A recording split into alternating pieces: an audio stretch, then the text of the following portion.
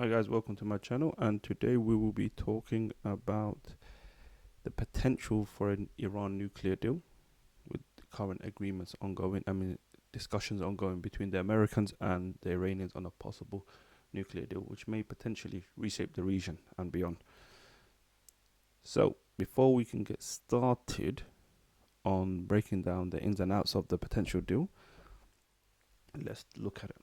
On the last Saturday, the Iranians and the Americans met in Oman to lay out at least boundaries and steps. And for the most part, both sides came out believing at least it was positive and constructive, with the Iranian Foreign Minister Abbas Araghchi saying, "In my opinion, as the first meeting, it was a constructive meeting held in a very peaceful and respectful environment because no inappropriate language was used." It can tell you the extent to the deterioration of the relationship, but also it could demonstrate that at least it was positive from the get-go. So there's room to maneuver. Both sides are not being iconoclastic with their desires and their aims and their goals.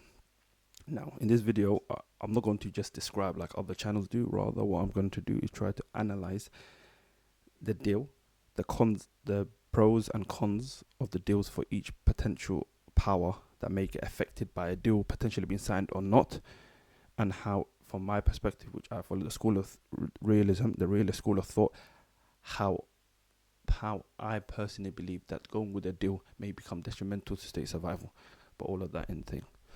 Now, before we can really start understanding the current negotiations, we need to first understand what the JCPOA is and the first agreement signed in 2015. And instead of me rambling about and talking about it, I think it's best to watch a video by the preeminent professor of realism, John Mearsheimer, where he describes not only the Iran nuclear deal, but what that agreement signified and the reasons for America withdrawing. So let's see. It's no more than 2 minutes. Let's just choke.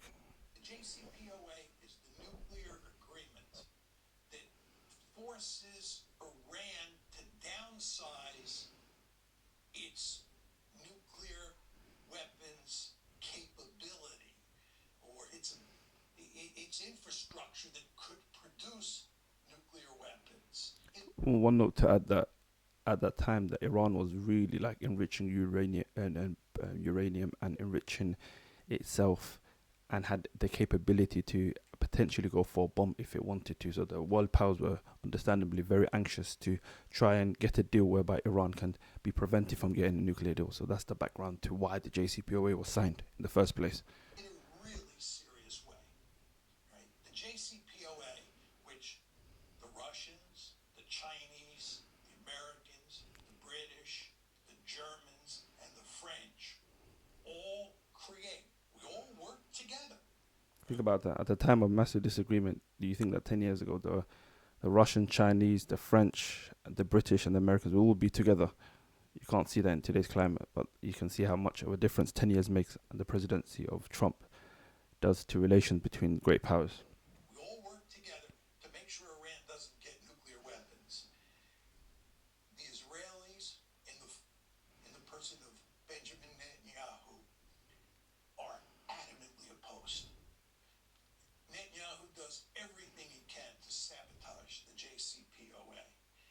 And Bear in mind, since the 80s, Netanyahu has been quite a hawk with the Iranians, thinking that they will existentially threaten Israel and that they need to be dealt with, and the entire regime. For Netanyahu, it's not enough that the Iranians don't get a nuke.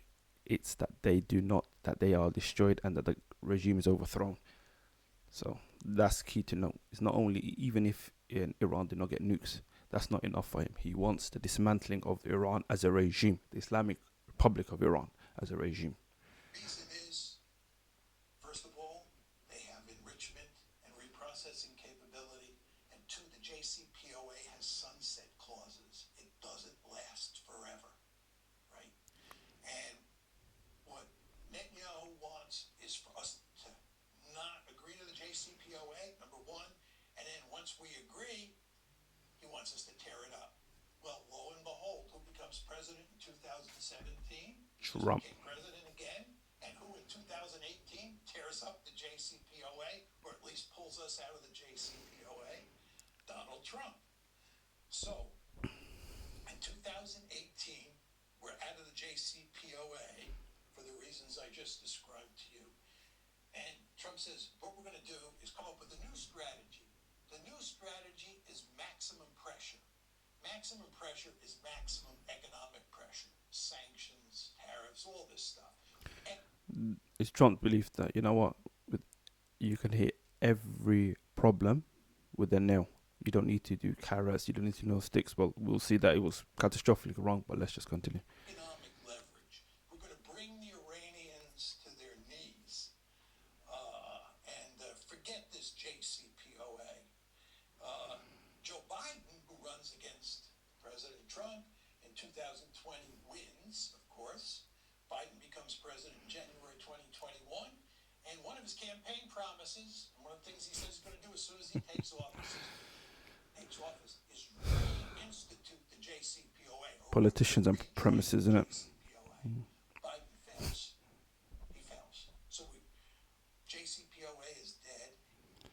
So that is a background into the first JCPOA agreements and the powers at bay that led it to collapse. But bear in mind, at this current moment, the situation is more dire in that Iran, according to experts, Iran has the capability and the capacity to build bombs, 6 bombs, if it chose to, with enrichment capacity between 60 to 90%, and you need just 90% to go for the bomb, to get the fishes for the bomb. So it's quite dicey, and so there's a lot at stake, if you get what I mean. There's a lot at stake.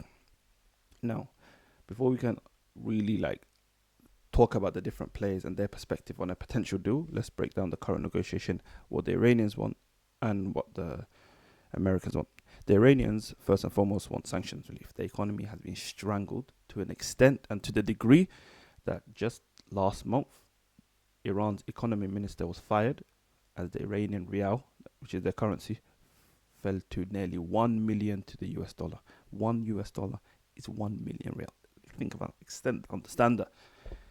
That's the level of inflation and that's the level of depreciation that the Iranian regime and the economy is in. So first and foremost, the Iranians want sanctions relief, because bear in mind, the Iranians have one of the largest gas and oil deposits in the world, and so they want to utilize that to actually work the economy. Because bear in mind, a big reason why they want sanctions relief is that despite it being resource rich, if you look at around it, the country itself is suffering electricity shortages to the extent that, where is it, if we can find it, even last week there was power cuts that threatened to shutter factories, and water shortages in the central city of Yazd. We saw schools and government offices closed. That's the extent to which they are suffering economically. And so the first priority for the Iranians is to get sanctions relief.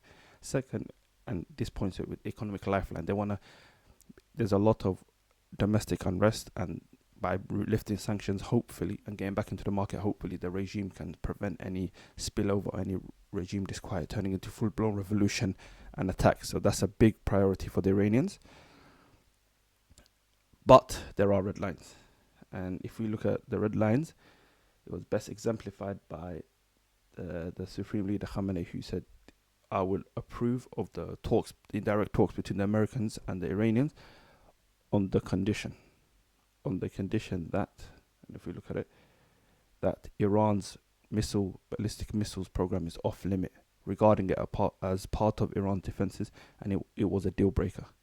So that there will be no negotiation on Iran's ballistic missiles, which Israel also considers an existential threat, which Israel also wants to destroy. So that must be taken into account. There are red lines from the Iranians. They want sanctions relief, but not to the extent where they'll sacrifice their entire weaponry, including their ballistic missiles. There might be leeway to negotiate Iran not getting nuclear weapons, but their red line is on the ballistic missile program. That should be taken into account.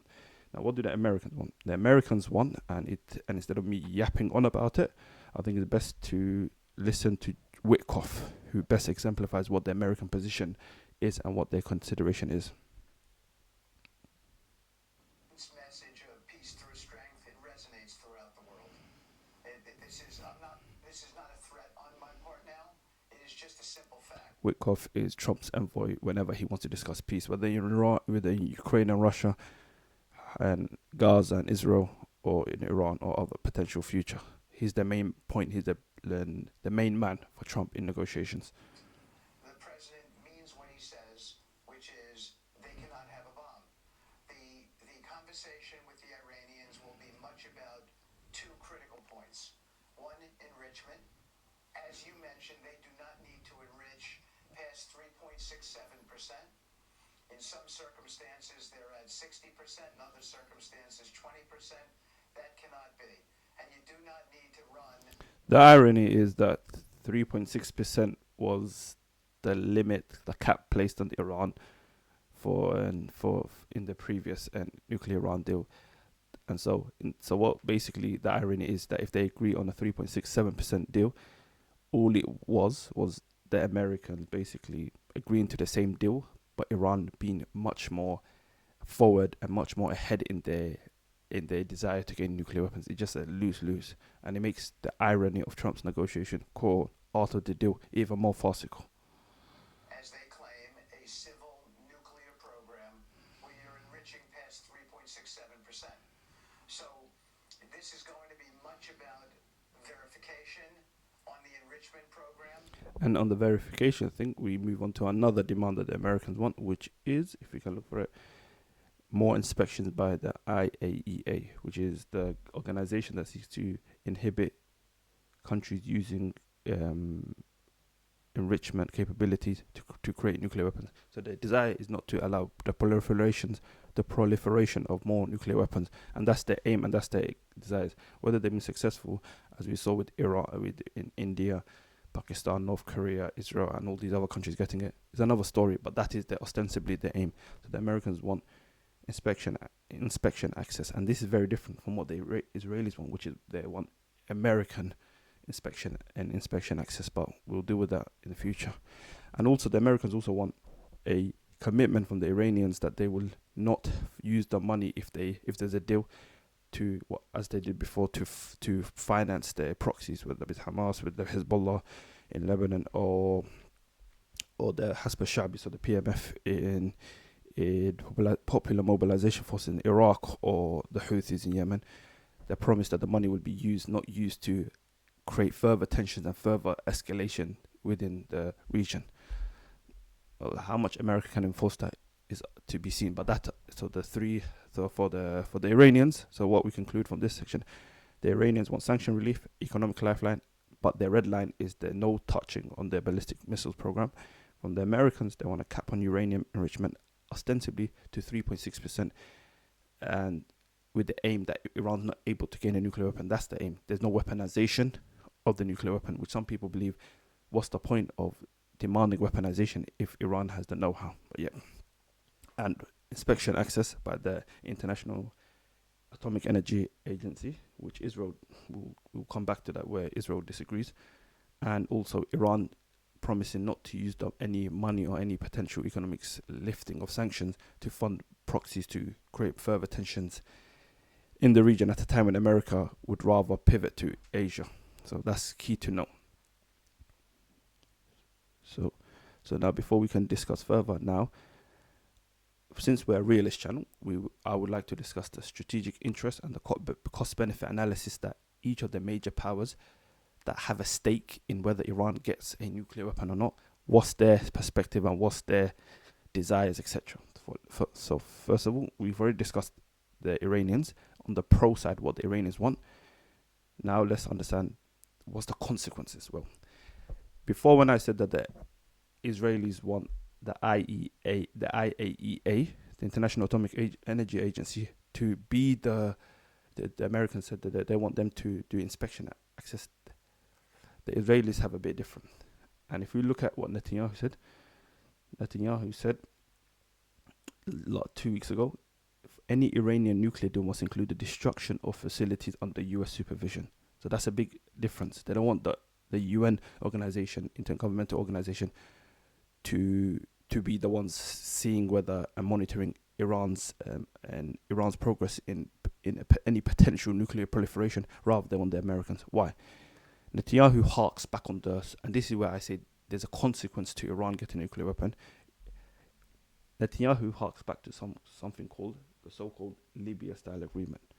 And this is an agreement where in 2003, then president dictator, then Libyan dictator or president, whatever you call him, Muammar Gaddafi, agreed that the Americans that would come in, would enter Libya, would dismantle and destroy um, Libya's nuclear armaments and potential nuclear enrichment capacities, etc., in return for economic sanctions and being lifted.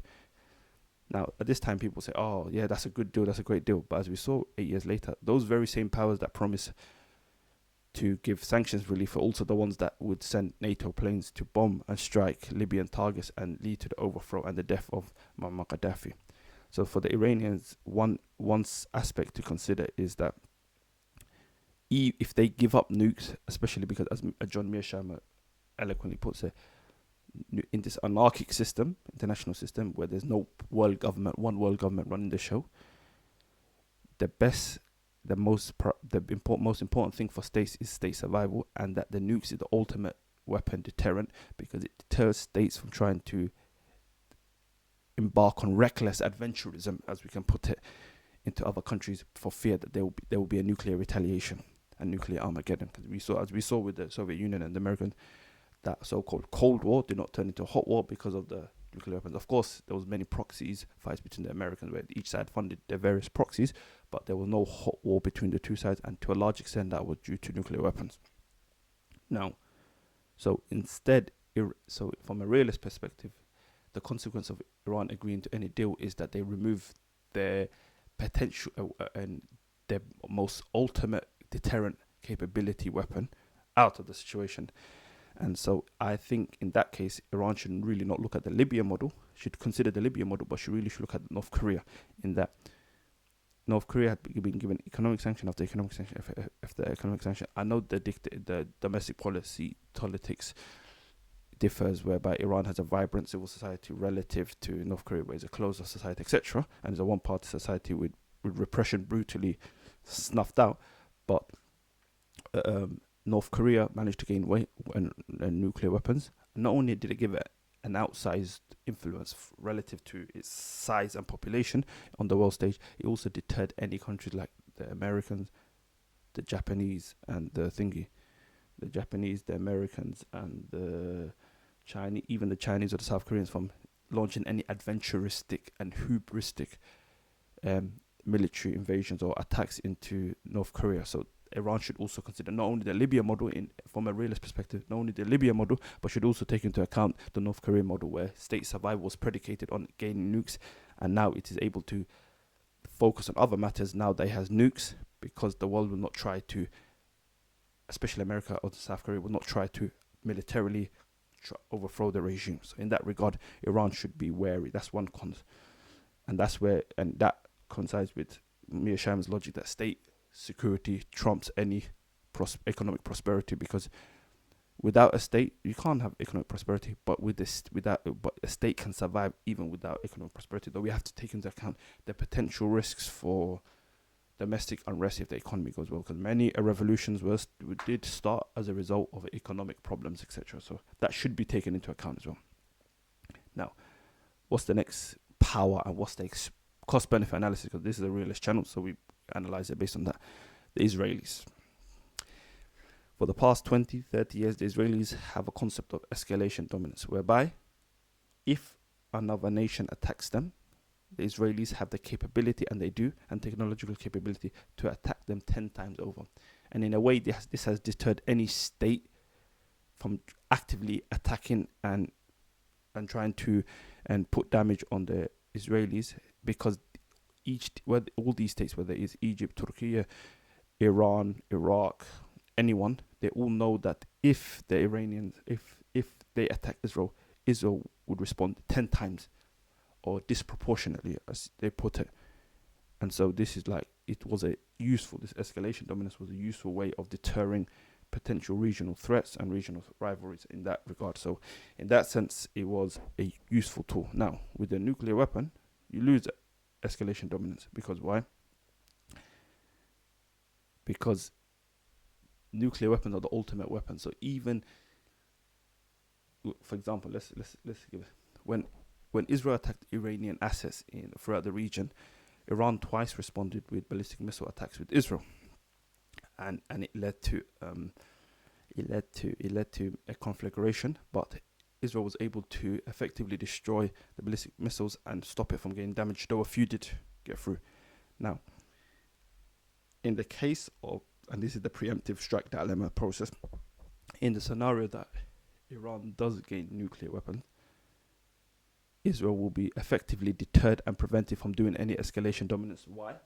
Because they know, potentially, they know that Iran might respond with any action taken by Israel thingy and with a nuclear weapon potentially, and all it needs is one dumb weapon to go through. It doesn't need 50 smart weapons. No air defense system in the world, as we can see in Ukraine, in Israel, etc., is 100% foolproof. And so, would you risk your nation's security and prosperity and the lives of your populations just to attack a nuclear facility when, in retaliation, Tel Aviv can be nuked? And so, in that sense, right now, where Israel has a dilemma in that they oppose Iran the nuclear deal, but if the Iranians do not accept the nuclear deal, and if the Iranians and the Americans don't come to a nuclear agreement, and how do I put it? And the US is and Iran gains nuclear weapons, the consequence of that is that the consequence of that is that the Iranians can then respond with a nuclear retaliation. If you get what I mean. If you get what I mean. If you get what I mean. And in that regard, then that's the danger, because now is it worth attacking a Iranian missile military asset in Iraq or even in Iran or even in Yemen if the potential is that Tel Aviv may get nuked? So it creates a deterrence capability. And so from the Israeli perspective, it is imperative that Iran does not gain access to a nuke. Though, funnily enough, the Israeli model of dealing with that, if we can see from previous deals, and if we can find it, Israel, if we can look at it, the best example is, if we look at it, it was, where was it? It was, if we look at Israel, Iran, and we look at it, it was that Trump apparently waved off plans of Israeli strike on Iran's nuclear facility, and this was just in this past day, it was reported, and this was designed for next week, I believe, whereby that was the aim of the Israelis, in that they would strike military facilities, but Trump said no. And so, whilst Israel does not want Iran to get a bomb, it's believed that it can militarily dismantle the nuclear program, just like it did in Iraq in, I believe, in 1981, and in Syria in 2007, when they destroyed their nuclear reactors and capabilities, and both countries did not pursue nuclear weapons afterwards. But I personally believe there's a misguided assumption, because Iran already has the technical know-how and capability to acquire a bomb. It doesn't, even if Israel destroys and the nuclear facilities, which it cannot without American assistance 100%, because of refueling capabilities, as well as the lack of bombs that can penetrate that deep into, for example, in Natanz, which is basically situated right below a mountaintop. You know what I mean? You will need American bombs at the very least if you try to even make an attempt at trying to bomb it. Even though, as Mearsheimer puts it, there's no guarantee that the American bombs will also be able to destroy the nuclear facilities at Natanz and further.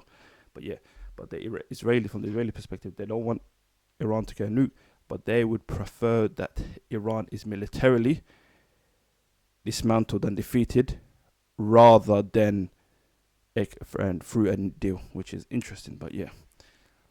And the last thing to take into account is, from the Israeli perspective, is something called the qualitative military edge, which is a concept in US foreign policy enshrined in current US law, whereby the US will commit itself to maintain Israel's qualitative military edge, which is the technological, tactical, and other advantages that it allows it to deter numerically superior adversaries. So basically, if Iran and, for example, if Israel and Egypt order F-35s, let's give an example, the Egyptians will get a basic F-35 with a lot of the advanced avionics maybe stripped away, whereas the Israelis will get all the avionics as if it was just another American state. But on top of it, it has the capability and it has the approval from the Americans to add any of the Elbit system, which is their main weapon manufacturing, to add any extra avionics to make it much better. So that's how the Israelis now and gain advantage and maintain an technological advantage over its adversaries, who, funnily enough, a lot of them are American allies. But yeah, I know who needs friends when you got America, isn't it? But if you look at it, and so, but in the if Iran gets nukes, it doesn't matter how much QME, qualitative military edge, that the Israelis have, because at the end of the day, it leads to thingy. At the end of the day, if you look at that and if you look at it from perspective, at the end of the day, one nuclear weapon is enough to destroy Tel Aviv or to Netanya or to Haifa or to Acre or to and Beersheba, etc. All you need is one nuclear weapon. So all the technology in the world won't be able to deter a nuclear weapon or destroy a nuclear weapon, if you know what I mean. That's the Israeli perspective. So it's interesting from that perspective, from a realist perspective with the Israelis. Ultimately, the best question to understand from the Israeli perspective and why from the Israeli perspective and why they fear Iran getting a nuclear bomb is this question: is bombing a missile facility in Iran worth potentially risking the total nuclear annihilation of Tel Aviv? You see what I mean? From realist perspective, that cost benefit shift may explain why people like Mearsheimer and Walt support Iran getting a nuclear weapon, because they believe, and if I can find it, with what Mearsheimer believed, with quote unquote, Mearsheimer says that nuclear weapon, that from the Iranian perspective, I think there's no question that a nuclear armed Iran would bring stability to the region. Why? It would deter Israel, who is effectively acting like as if some self-proclaimed hegemon, especially since it has undisclosed nuclear weapons. So from that perspective, you got what I mean. Yep. So we already discussed from the US why the US would want to do, but another reason to consider is not only to prevent nuclear proliferation, but that's one of the aims, but also is to shift the resource and focus to the Pacific, Indo-Pacific, because the real adversary, and one that America currently is really unprepared for, is China. In 2013, 2012, I think Obama committed to the so-called pivot to Asia, which intended that the American military assets would move away from Europe and the Middle East and focus on deterring China, which was a massive threat to American interest or geopolitical interest in the Asia Pacific. But conflicts in the Middle East and conflict in Europe has focused American minds away from it, and constant conflict has led to that. So in that regard, the how do I put it? The Iranians would be appreciative of a potential nuclear deal with Iran, because it means they could focus all their assets away from the Middle East, which is sapping their resources with no benefit, and focus on the Indo-Pacific, which is becoming very dangerous, especially as China increases their military capabilities and becomes more threatening and emboldening, especially since as it not only gains military might, but it also gains economic might and prosperity, now being an $18 trillion economy. So from the Americans, there's reasons not only to prevent, the reasons for a deal might be not only to prevent nuclear proliferation, but also so that they can finally focus their goals and their minds on the real problem, which is the Asia Pacific and China. In that sense, now the consequences of pursuing a deal from the American perspective is a lot of domestic political pushback, where there's a lot of pro-Israel supporters or anti-Iran opponents who believe that Iran cannot, even if a deal occurs, Iran will use the money to fund more terrorism and more proxies throughout the region, and so there's no point of pursuing a deal with the actor that there is no faith in, with the low faith actors in that sense, in that regard. But the problem with that is those domestic opponents, yes, they talk about, Iran can't get a nuclear weapon, but they don't really outline the alternative to a deal, military strike. But we've already argued that that the likelihood of even Israel, let alone of the US, let alone Israel, being able to target nuclear facilities created hundreds of meters, if not thousands of meters below mountaintops, is unrealistic, or in Mearsheimer's case, is unlikely to even destroy those facilities. Then a deal was the best option. What else do the Americans have? But yeah, and there's also a perception that if you appease, there's a appeasement perception. If you agree to Iran and you you do an appeasement. It's almost like a sense of betrayal and appeasement, because you're showing to all American adversaries that, look, you can blackmail politically, economically, and militarily America, and all you need to do is pursue an economic bomb. And so all these tin pot dictators who oppose Americans, in the eyes of opponents of the Iran deal, may feel emboldened to, may be emboldened to pursue the nuclear weapon in an attempt to gain balance and equilibrium between America and themselves. I mean, so that's the potential consequences. And I think the last consequence to a potential deal is the fact that, even though it didn't happen under Obama, for if the Iranians will most certainly want the Americans to ratify the treaty, so that they don't have a scenario where 4 years down the line a new president may just cut and leave the deal, and just leave the deal the way that Obama did in 2018. So, but the Constitution gives the power to ratify the Senate, to ratify any treaties with the Senate, and there's a lot of anti-Iran opponents in the Senate who would, in my opinion, refuse to, especially people like Lindsey Graham, Mitch McConnell, etc., who would refuse to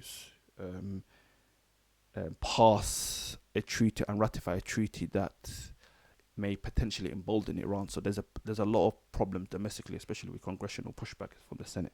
Now, let's talk about from the two last major powers that really have a impact and want to understand more about like who has a cost benefit analysis and who have an interest in Iran not gaining a bomb. And one of them, it is Saudi Arabia. Historically, Saudi Arabia and Iran have always had tensions, with Saudi Arabia considering itself the heart of Sunni Islam, whereas the Americans whereas the Iranians believe in Wilayah al-Faqih and Shia political Islam. So there's always been clash, not only territorially, like in Yemen, Libya, Syria, Lebanon, Iraq, but there's ideological and religious rivalry between the two. Now, the best way to understand the stance of the Saudis vis-a-vis Iran in terms of whether they gain a nuclear weapon is looking at an interview that the Crown Prince of Saudi Arabia, the de facto ruler, said in October, or late September, October, before the Hamas attacks on Israel, when asked a question on Fox News about whether Saudi Arabia would pursue guns. And let's look at it. Are you concerned, though, Iran gets a nuclear weapon, about them getting a nuclear weapon? When we are concerned of any country getting a nuclear weapon, that's a bad move. You don't need to get a nuclear weapon because you cannot use it. Even if you like, You'll see in a bit. any country use a nuclear weapon, that means they are having a war with the rest of the world. The world cannot see another Hiroshima. Yep. If the world see 100,000 people dead, that means you are in a war with the rest of the world. So it's a useless effort to reach a nuclear weapon, because you cannot use it. If you use it, you gotta have a big fight with the rest of the world. If they get one, will you? If they get one, we have to get one. Boom. That's the argument. So that's what we see for this. So from the Saudi perspective, they see Iran getting a nuclear weapon as an existential threat to their security and their sovereignty. And so, as the Crown Prince just said, if Iran were to gain nuclear weapons, Saudi Arabia will be forced to gain nuclear weapons to protect itself. But then Turkey would want to gain a nuclear weapon, and Iran would most certainly go for a nuclear and use a nuclear weapon, etc. And so there'll be a wide nuclear proliferation throughout the entire Middle East, one that America most certainly does not want. And so in that regard, Iran must not gain a nuclear weapon as Saudi, because not only will it further exacerbate tensions within the region, but potentially it may force them to gain a nuclear weapon, which may lead to sanctions from the international community who want to clearly stop nuclear proliferation. So it's not in Saudi's interest that Iran gets a nuclear deal. Now, the last major power in this front, Turkey, but in the large major power is Russia. Now, Russia and Iran have historically had a rivalries. Iran, Persia, old Persia, and Tsarist Russia and Soviet Russia, etc., have naturally always had a tussle over influence in the Caucasus and in the Central Asian states. And if you look at it, Iran and Persia and Russia, modern day Iran, have gone to wars one, two, three, four, five times in the past 200 years. So there is a rivalry between the two sides fighting for controlling the in the other sphere of influence, etc. Historical sphere of influence. From the Russian perspective, is a complicated thing. They want to support Iran because the enemy of my enemy is my friend, and their main principal enemy is the Americans. And so they want to gain as much allies as possible, especially since now they're bogged down in Ukraine and facing blowback from a large portion of the world, including their former